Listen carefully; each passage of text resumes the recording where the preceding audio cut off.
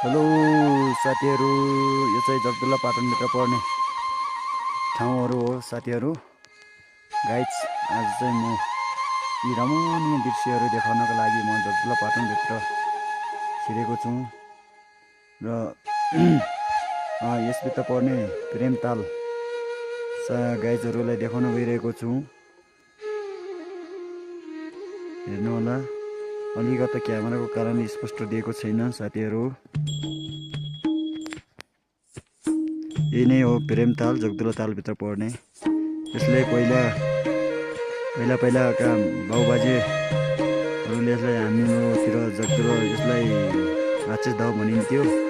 अहिले यो ठ्याक्कै यसको 2-4 वर्ष अगाडि एउटा युट्युबर सिर्जना सिर्जु दिदी यहाँ आएर यो युट्युब खिच्दा यसलाई प्रेम जस्तो आकार देखेर यसलाई प्रेम नाम